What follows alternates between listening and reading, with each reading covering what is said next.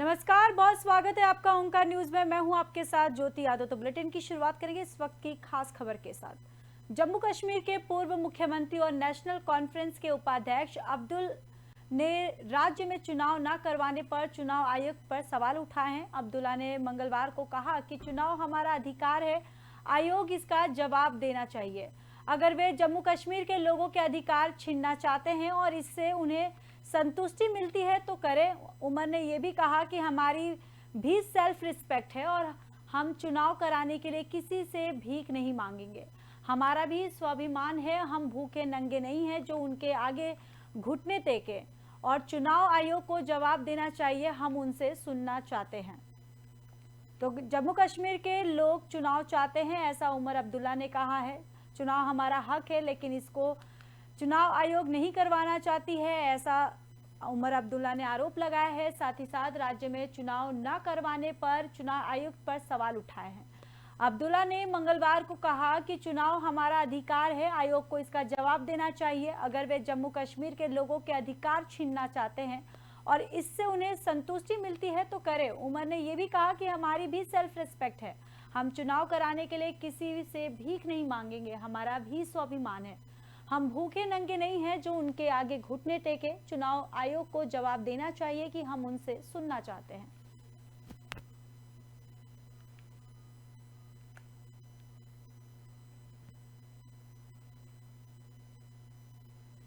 ओडिशा के बालासोर में हुए रेल हादसे में सैकड़ों लोगों की जान चली गई है। इन पीड़ित परिवारों को केंद्र सरकार और राज्य की ओर से मदद का ऐलान किया गया है।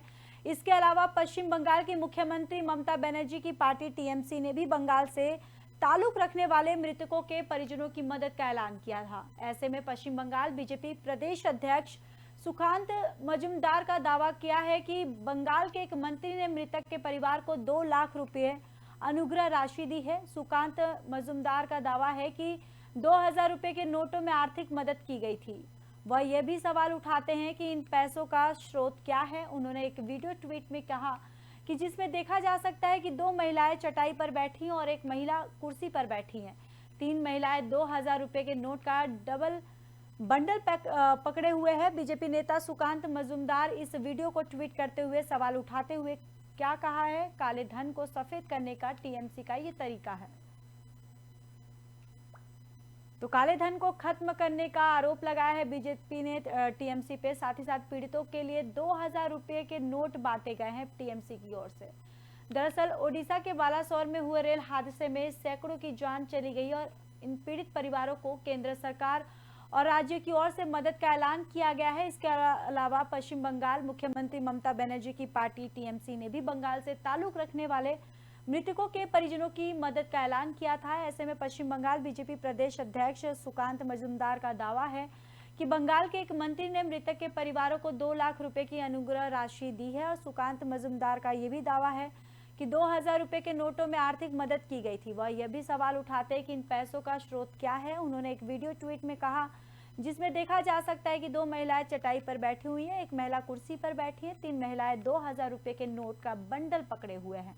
बीजेपी नेता सुकांत मजूमदार ने इस वीडियो का ट्वीट करते हुए ये सवाल उठाता है कि क्या काले धन को सफेद करने का टीएमसी का ये तरीका नहीं है।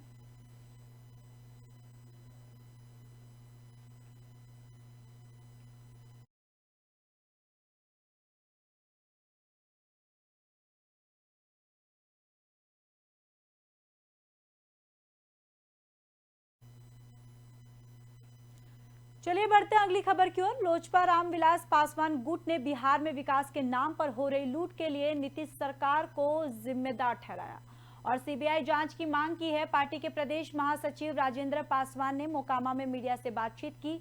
इस दौरान नीतीश कुमार पर उन्होंने निशाना साधा। उन्होंने भागलपुर में पुल गिरने की घटना को भी उठाया और कहा कि इस मामले में केंद्र हस्तक्षेप करे और सीबीआई जांच की जाए। उन्होंने आगे ये भी कहा कि भागलपुर पुल भ्रष्टाचार और कमीशन खोरी का ज्वलंत प्रमाण है। बिहार में सिर्फ मोटी रिश्वत लेकर घटिया विकास कार्य हो रहा है।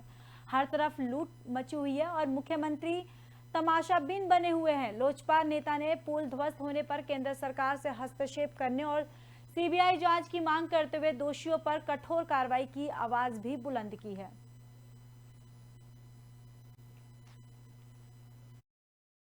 पासवान लोक जनशक्ति पार्टी के प्रदेश महासचिव हूँ। आज जो बिहार सरकार में ये साहेबगंज के पास जो पुल का ध्वस्त हुआ है, ये पुल भ्रष्टाचार का पुल है, ये भ्रष्टाचार का निर्माण है और अकंठ भ्रष्टाचार में डूबी हुई सरकार, ये कमीशन खोरी की निर्माण है और इस पर सरकार मूक दर्शक बन के देख रही है।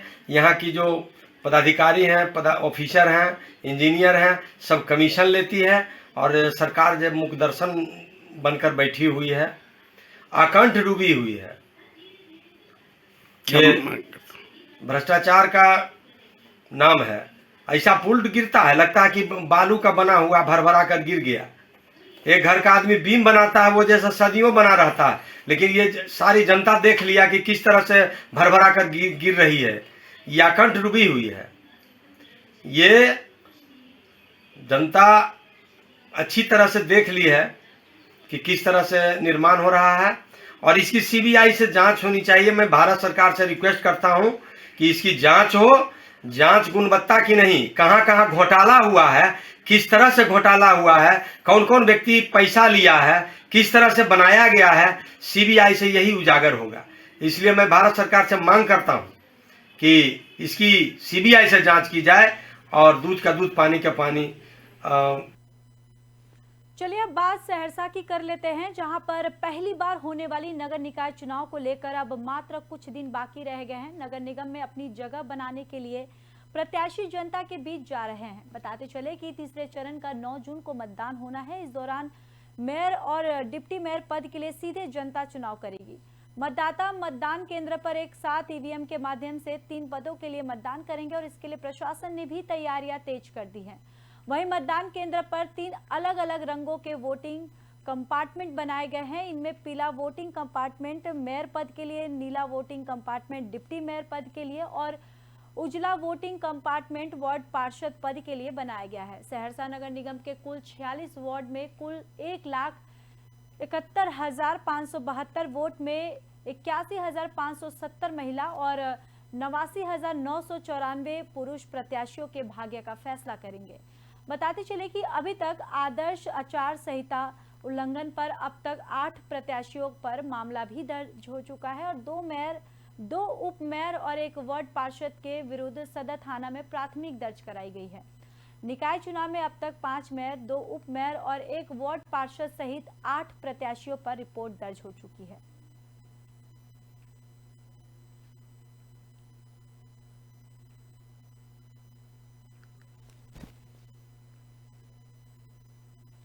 मोकामा घोसवारी ताल क्षेत्र के केवटी गांव में दबंगों का कहर थमने का नाम नहीं ले रहा है। दबंगों ने जमीनी विवाद के चलते घर में आग लगा दी है। इसके बाद 2 पक्षों में तनाव बढ़ गया। इधर सयागढ़ पुलिस पूरे मामले की जांच कर रही है। महज जमीन के एक टुकड़े के लिए हुई इस घटना के बाद खून खराबे की आशंका से खौफ का आलम बना हुआ है।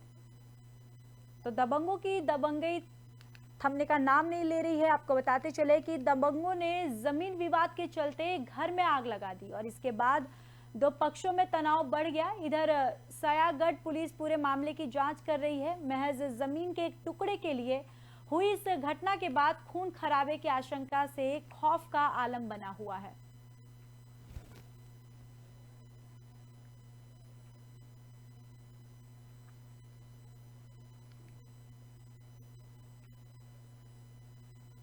सहरसा में 26 वर्षीय युवती की हत्या कर दी गई है। बीते दिनों सदर थाना क्षेत्र के पूरब बाजार स्थित वार्ड नंबर 32 राइस मिल्स के बगल में युवती की हत्या की गई। बताया जा रहा है कि युवती की 2 साल पहले राहुल कुमार के साथ शादी हुई थी। इस घटना के बाद युवती के पिता ने ससुराल जनों पर दहेज के लिए युवती की हत्या करने का मामला दर्ज करवाया है। वहीं युवती के पिता का कहना है कि उनकी बेटी दीपा देवी की दहेज के लिए हत्या कर दी गई है और इन सभी बातों की जानकारी मुझे हुई तो मैं उनके घर गया तो मेरे साथ भी मारपीट की गई। तो 26 साल की युवती की हत्या कर दी गई है। दरअसल मायके के पक्ष वालों ने ससुराल पक्ष पर यह आरोप लगाया है कि दहेज के कारण यह हत्या की गई है। बीते दिनों सदर थाना क्षेत्र के पूरब बाजार स्थित वार्ड नंबर 32 राइस मिल के बगल में युवती की हत्या की गई। बताया जा रहा है कि युवती की 2 साल पहले राहुल कुमार के साथ शादी हुई थी और इस घटना के बाद युवती के पिता ने ससुरालजनों पर दहेज के लिए युवती की हत्या करने का मामला दर्ज कराया है। वहीं युवती के पिता का कहना है कि उनकी बेटी दीपा देवी की दहेज के लिए हत्या कर दी गई और इन सभी बातों की जानकारी मुझे हुई तो मैं उनके घर गया तो मेरे साथ भी मारपीट की गई।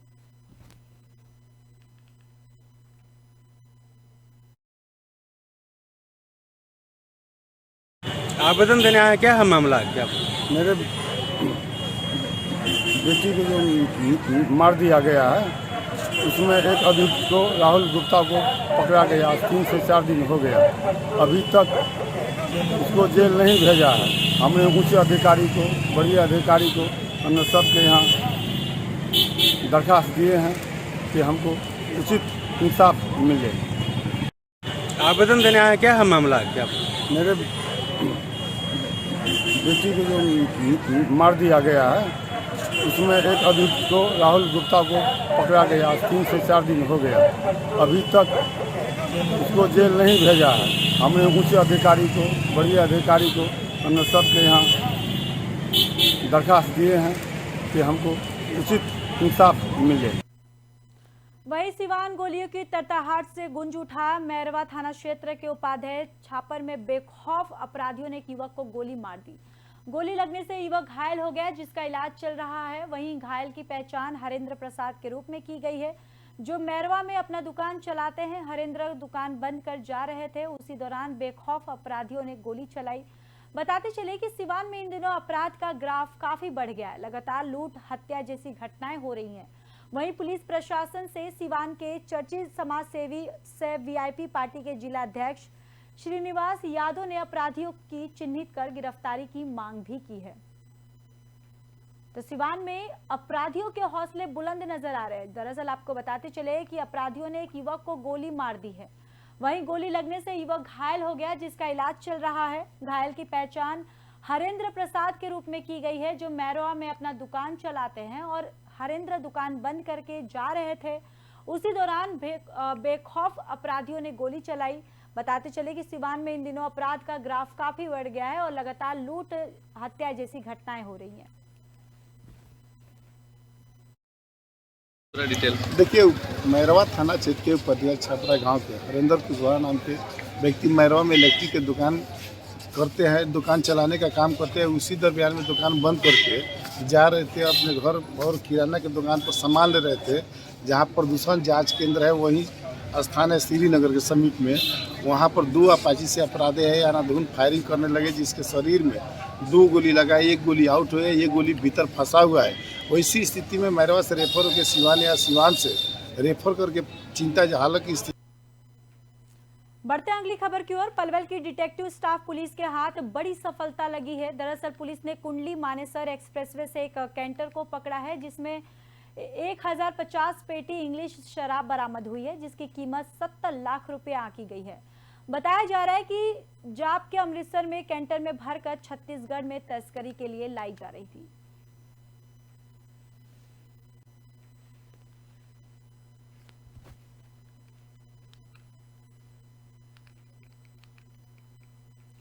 वहीं औरंगाबाद में 3 नकाबपोश अपराधियों ने फिल्म स्टाइल में लूट को अंजाम दिया। इसका खुलासा सीसीटीवी फुटेज के जरिए हुआ है।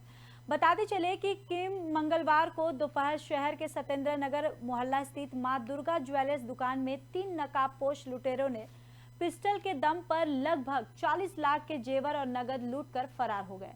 उक्त जेवर दुकान शहर के कर्मा रोड निवासी विकास कुमार सोनी की है और इस मामले में एफआईआर के लिए विकास कुमार सोनी द्वारा नगर थाने में आवेदन दिया गया है, जिसमें बताया गया है कि अपना और बहन का लगभग 22 लाख का जेवर, दुकान का लगभग 15 लाख का जेवर, 1.5 लाख का चांदी का जेवर और लगभग 1.5 लाख नगद लेकर अपराधी फरार हो गए हैं।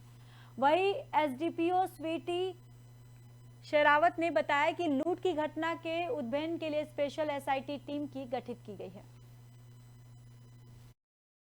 आज दिनांक 6 जून करीब 1 बजे सूचना मिली कि सत्येंद्र नगर थाना में 3 नकाबपोश अपराधियों द्वारा हथियार के बल पर एक ज्वेलरी शॉप में लूट की घटना को अंजाम दिया गया। सूचना मिलते ही नगर थाना अध्यक्ष और जिला सूचना इकाई की टीम घटनास्थल पर पहुंच गई है। सभी सीसीटीवी फुटेजेस को चेक किया जा रहा है और घटना की त्वरित प्रतिवेदन और गिरफ्तारी के लिए एक विशेष अनुसंधान दल का भी गठन किया गया।